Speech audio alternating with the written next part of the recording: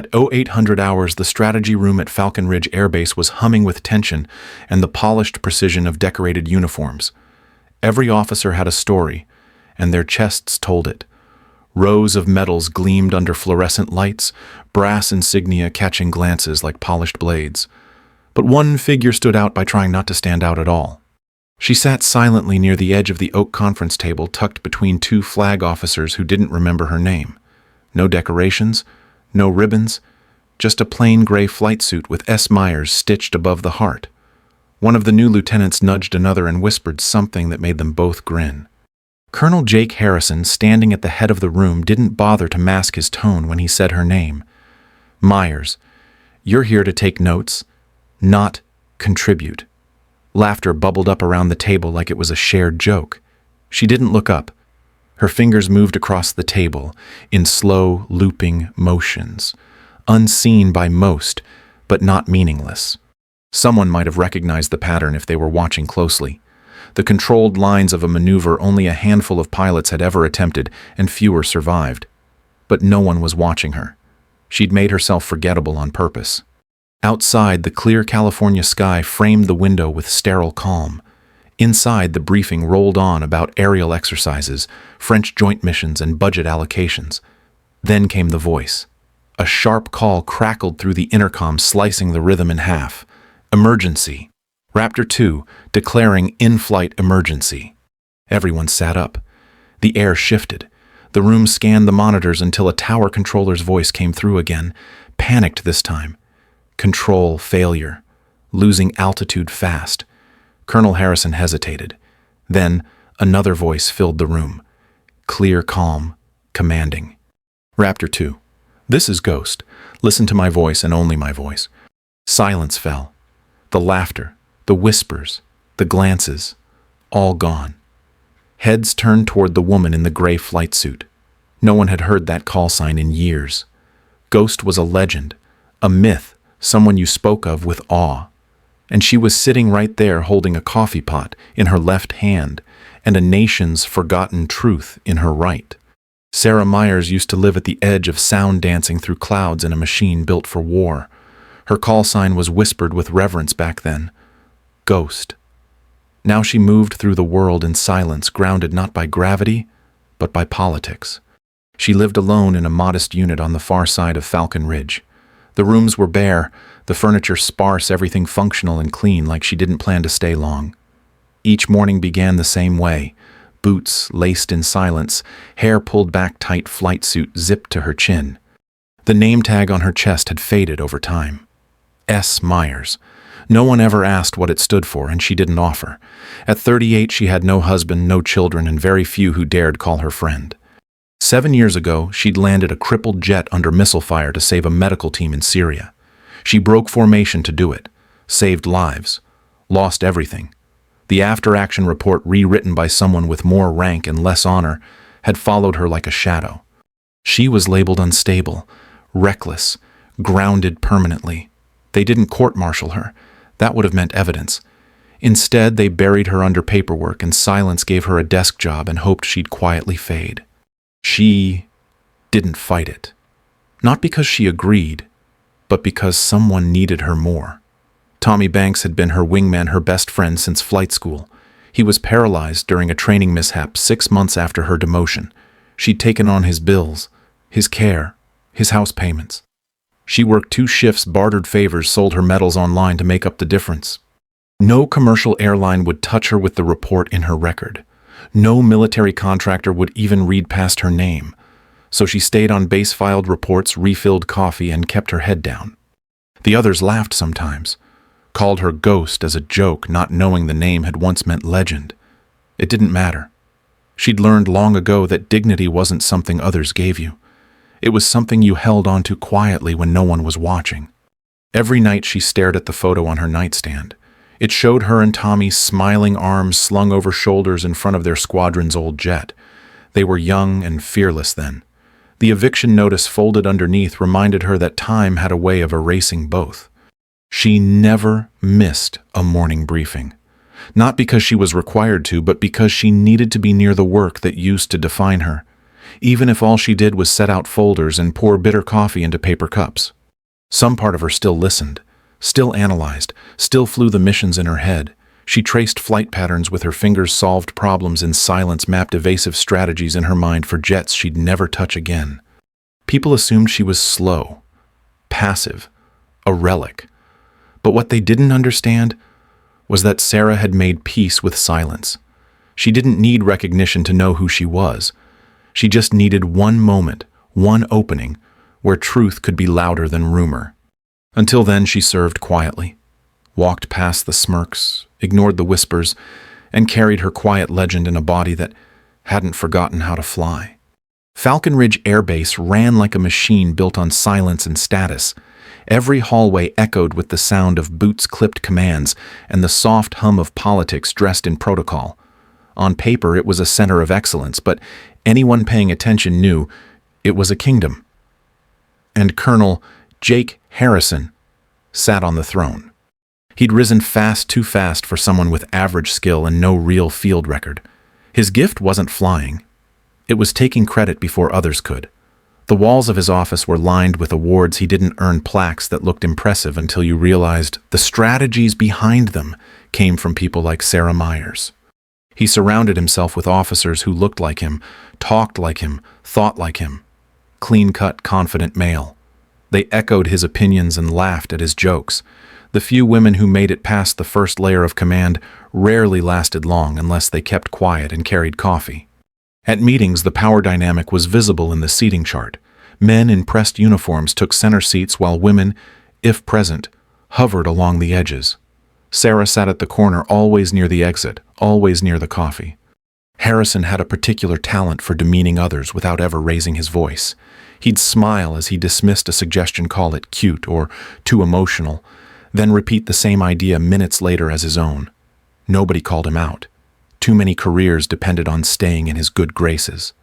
He'd built an environment where ambition thrived only if it came packaged in conformity. Any deviation, especially from someone like Sarah, was labeled a threat. Her record was a useful reminder to others: step out of line, and you'll end up like her. Whispers about the real story behind her demotion had died out years ago. Harrison had made sure of that.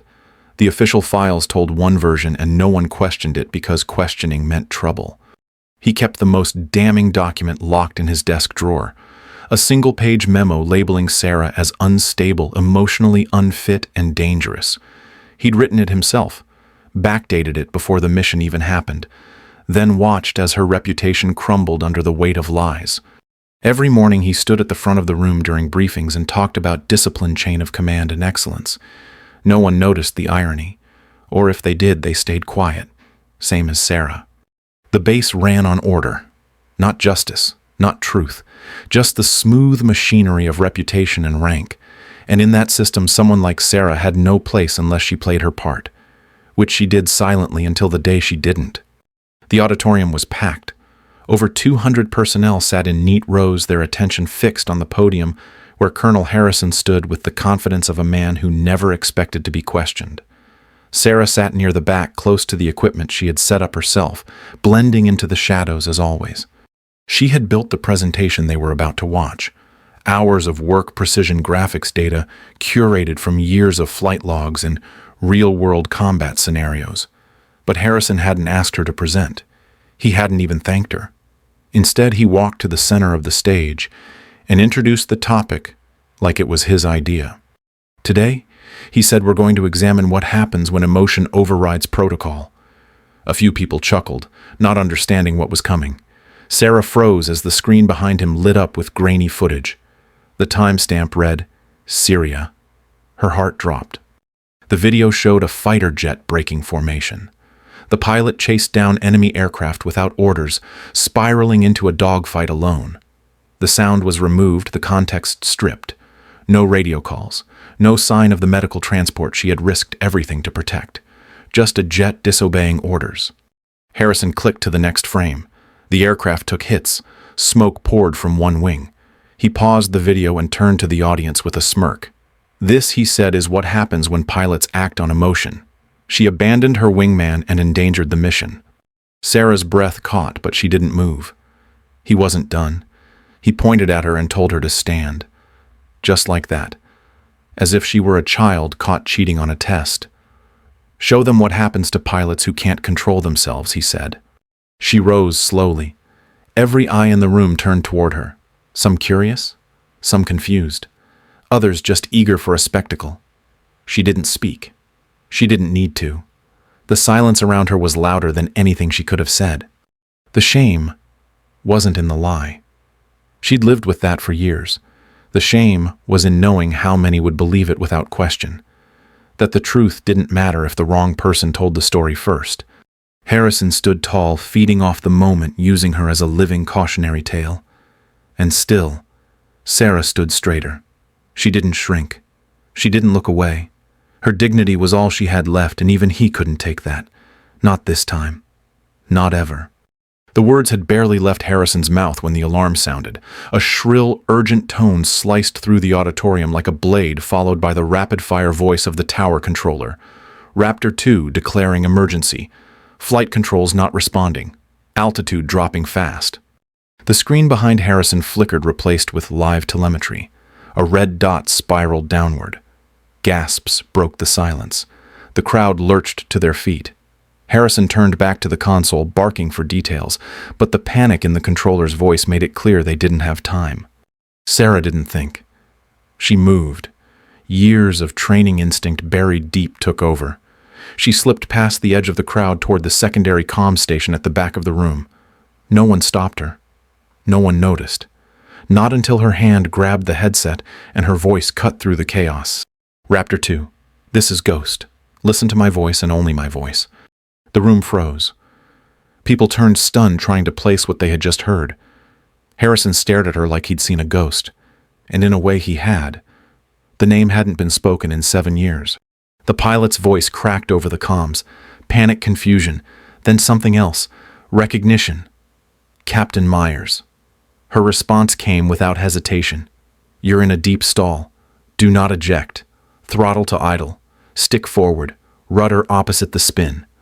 The telemetry changed. The red dot slowed, then steadied. Breath returned to the room, but no one dared speak. Harrison stepped forward, furious, but General Roth held up a hand and shook his head. "Let her finish." Sarah's voice stayed calm. She guided the young pilot through the maneuver like she'd done it 100 times, which she had. Feel the nose drop. Let it fall. Trust the physics. Ease it back when you feel it catch. On the screen, the jet leveled out just above base housing. The tower confirmed systems responding. Landing gear down. Pilot intact. The crowd erupted in applause. People clapped without thinking. Some shouted her name. Others just stood there stunned. Sarah set down the headset.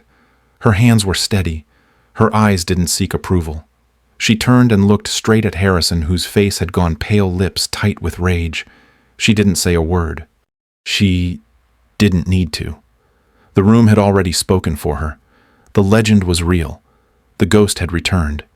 And she had just saved a life in front of every person who thought she didn't belong. The cell was cold, not from the air, but from the stillness. Concrete walls, a single bench, and silence that stretched into every corner. Sarah sat with her back straight, eyes on the floor, trying to slow the rhythm of her heart. She hadn't slept. Not since the moment they took her in. Not since she heard her call sign ring out after 7 years of silence. Her body felt heavy, but her mind wouldn't stop turning. Just before dawn, a guard slid an envelope under the door. No words, just her name written in careful script across the front. She waited a moment, then picked it up with fingers that had faced worse than steel bars. Inside was a photograph. At first, it didn't register. Just a girl, maybe 12, standing beside a T-6 training aircraft, her smile wide and her eyes proud. Then she saw the patch on the girl's jacket, the ghost insignia drawn by hand and stitched with care. The letter was short, from Major Angela Torres. She had been the flight medic on board the medical transport Sarah saved in Syria. Her daughter was one of the lives Sarah had risked everything to protect. Elena.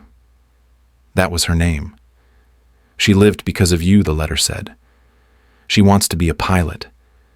She wants to be like the woman who flew through fire to bring her mother home. She doesn't know what medals you lost or what lies were written. She just knows you didn't leave her behind. Sarah pressed the photo against her chest. The silence in the room changed. It wasn't empty anymore. It held something new. Or maybe something old that had been waiting to return. She saw their faces again. The ones in the transport, terrified and fragile. She remembered their screams in her headset, the smoke curling through the air the moment she chose them over protocol. The cost had been high. Her name, her wings, her future. But sitting in that cell with the weight of a child's gratitude in her hands, it finally felt worth it. Tears came slow, not from pain, but from something gentler. The kind of ache that comes when someone reminds you that what you gave up wasn't forgotten, that doing the right thing still mattered. Sarah looked through the bars toward the rising light. She hadn't known where she belonged anymore. But maybe that wasn't the question. Maybe the question was, who still needed her? And now, for the first time in years, she had an answer. The next morning, the cell door opened without warning. 2 officers stepped in. Not guards, not MPs. One wore the sharp lines of a French flight uniform, the other was General Roth herself. Sarah stood without being told. Old habits never faded, even when respect had. The French officer introduced himself as Commander Lucien Moreau. His voice was steady, his English touched by an accent that made every word sound heavier. He told her they had accessed the unedited mission files from Syria, through a back channel, through people who still valued truth over politics. He called her Ghost, not as a nickname, as a title, a legend, he said, among their own pilots. The woman who danced with death to protect the innocent. 3 confirmed kills, 5 enemy aircraft routed, 1 jet brought home in pieces, but never abandoned. Sarah didn't speak. Not yet. Roth stepped forward and placed a small folder on the bench beside her. Inside were details on something called Challenge Protocol, a rarely used tradition recognized by joint agreements between international forces. When an officer's competence is called into question, without due process, they may demand trial by skill. They were offering her a chance to fight, not just a tribunal, not just testimony. 4 of the base's top pilots, a public trial in the sky, dogfights judged by precision control, tactical excellence. If she won, her name would be cleared, her rank restored, her record rewritten. The stakes were simple. Win and rise, lose and vanish. No appeals, no excuses. One final chance. Sarah sat back slowly. Her fingers brushed the edge of the folder. The weight of it felt familiar, like a flight manual. Her eyes met Roth's, then Moreau's. Both waited without pressure. The choice was hers alone. She thought of Elena standing beside that trainer aircraft, of Tommy broken but alive because she had once flown into fire, of 7 years pouring coffee in silence, not because she couldn't fight, but because no one had asked her to. Until now.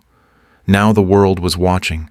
Her story could end in that cell, quiet, forgotten, or it could rise again, not as a tale of disgrace but of defiance.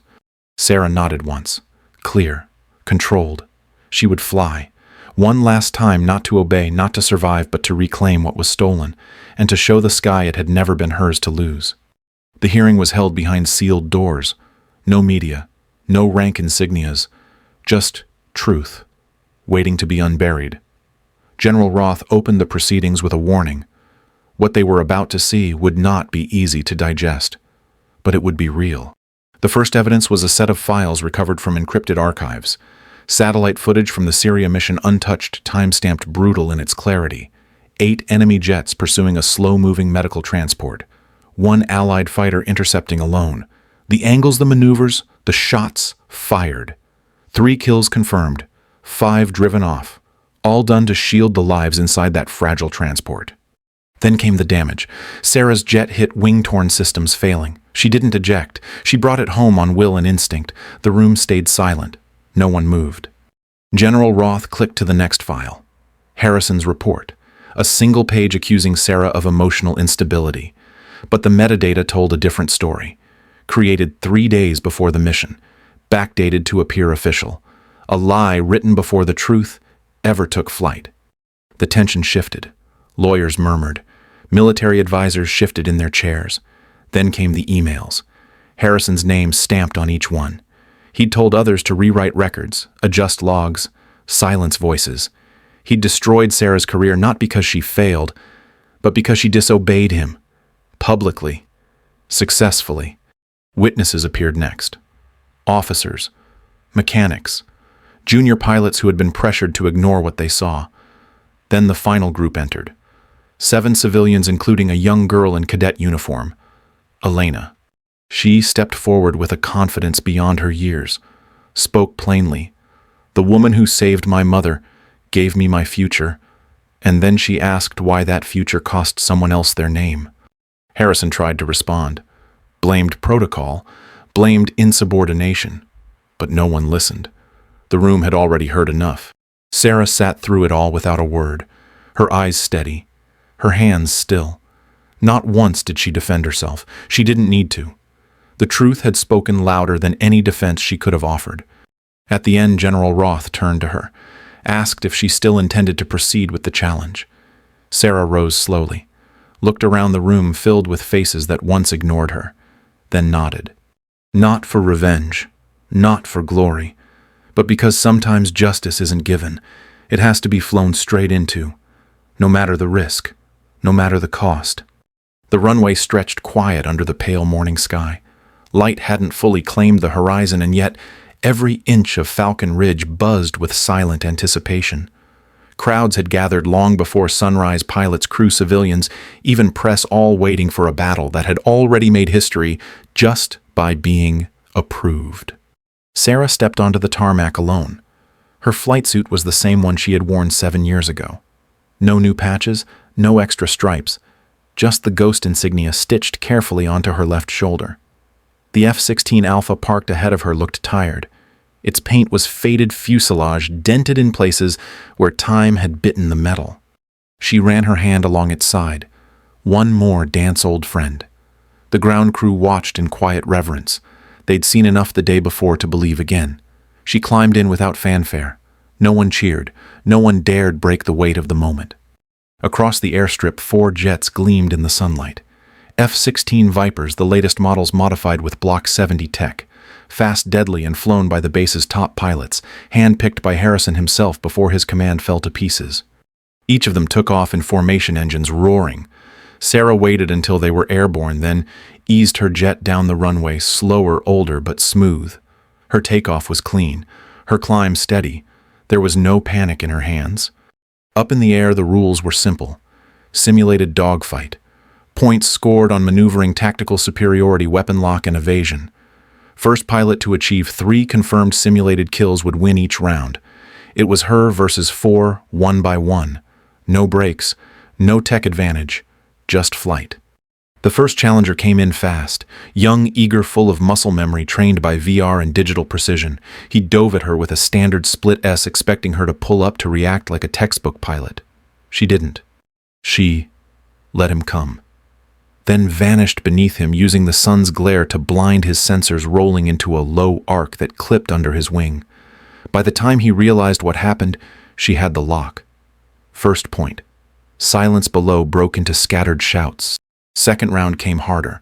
The pilot tried a high G loop, diving to bait her into a stall. She played along, dropping behind him, slowing her turn at the last second, then rolling into an impossible corkscrew that flipped her above and behind. Her jet shook with strain, but it held. Lock confirmed. Third round was the wild card. The pilot pushed her hard across the far ridge, dancing along thermal turbulence and heavy crosswind. For 10 minutes they circled, each testing the other. Sarah waited, let him lead, then used a maneuver so old it wasn't in any current manual. A reversal, perfected only in live war. He never saw it coming. The final pilot hovered above. Harrison's last pick. Cold. Precise. He didn't charge. He stalked. Sarah rose to meet him. The sky between them narrowed. Each move was calculated. He had the better tech. She had the better mind. He tried to corner her into altitude loss. She let her jet bleed speed. He closed in. She spun inverted, then cut power for 1 breathless second. He overshot. She surged upward and locked before his sensors recalibrated. 4 for 4. The judge's signal lit the screen. Combat complete. Sarah's voice came through the comms. Calm. Mission end. She turned the aircraft, guided it gently to base. Her landing was soft, wheels down like a whisper. When she stepped out of the jet, the base exploded. Applause, cheers, shouts of her name. But she didn't raise her fists. She didn't bask in glory. She just took off her helmet and looked up at the sky that had never turned its back on her.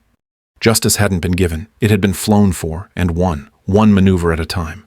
By midday, the paperwork was signed. The tribunal had ruled unanimously. Sarah Myers was to be reinstated at full rank, her service record corrected, and all back pay awarded. The formal apology came directly from the Air Force's top brass reed in front of the base and broadcast beyond it. The words were measured and polished, but the moment was real. Sarah stood at attention, accepting not just vindication, but something far greater: recognition. When General Roth offered her a promotion to lieutenant colonel and her choice of squadron command, the crowd leaned in. They expected celebration. Some even hoped for it. But Sarah took a breath, glanced at the sky, and shook her head. She thanked them. Then she declined. Not out of anger, not out of spite, but because rank had never been her reason for flying. She asked instead for something no one expected: a post as senior instructor, specifically assigned to train the overlooked, the dismissed, the underestimated. There was a pause, brief but electric. Then nods. Then murmurs of respect. Then silence again as she turned toward the young girl waiting quietly at the edge of the stage. Elena stepped forward. Her cadet uniform pressed her eyes steady. Sarah knelt, removed the patch from her own shoulder and placed it into the girl's hand. Not with ceremony, with meaning, with trust. She told Elena that flying wasn't about noise or attention. It was about choices, the ones made when no one is looking, the ones that save lives even when they cost you everything. She told her that the world had changed once because of her, and it could change again. Now it was Elena's turn to be invisible, until the moment came when she couldn't be. The moment settled over the crowd. Even those who once doubted her now watched with reverence. They saw a woman who could have risen on revenge and instead rose on purpose. Over the next weeks, Sarah moved into a new office tucked beside the flight hangars. Not large, not fancy, but hers. A place where young pilots who didn't fit the mold came to learn how to fly the way she had. With instinct, with heart, with nothing left to prove except to themselves. She trained the misfits, the quiet ones, the ones passed over for louder voices. She gave them space to be bold, to be wrong, to get better, and one by one they began to believe. Some said she could have led an entire command. Others said she threw away power, but those closest to her knew better. She chose to build what no one else had bothered to: a legacy. Each morning before the cadets arrived, she walked the line of jets and whispered to each one like an old friend. The sky still welcomed her, but now it welcomed others because of her. She never wore medals again, but she kept a single photo on her desk, the one of Elena beside the T-6, and behind it folded carefully the letter that had reminded her who she really was. Justice had come, not with handcuffs or headlines, but with truth and purpose, and a patch passed from one pair of hands to another, quietly, powerfully, forever. The office was empty now, files gone, commendations packed in boxes. The nameplate had been removed from the door. Colonel Jake Harrison sat behind the desk that once gave him control over people he never truly led. He didn't speak, didn't move, just stared at the folded piece of paper left neatly in the center of the bare wood. It was written in her hand. No accusations, no list of his failures, just 4 quiet lines. I forgive you for what you tried to take. Can you forgive yourself for what you became? The sky remembers everything, Jake. Choose better. He read it twice. Then again, each time slower. The words didn't burn. They didn't sting. They settled, heavy in a different way, a way he hadn't felt in years. Outside, the air buzzed with the sound of takeoff. Not his. Not anymore. Across the base, Sarah stood beside a group of young pilots. Their postures were sharp, but nervous eyes wide with questions. She didn't say much, just handed out flight plans and nodded toward the open sky. They followed her without hesitation. As she walked to the simulator with one of them, her expression held nothing of bitterness, only calm, and something deeper, a kind of peace earned the hard way. Behind her, the wind carried the sound of engines. Ahead of her, another pilot was about to learn how to trust the sky. The camera pulled back slowly. No music, just wind, and the distant echo of jet wings slicing through air that never forgot her name. The ghost had returned, not to haunt, but to teach, to build, to forgive, because the sky remembers, and now so would they.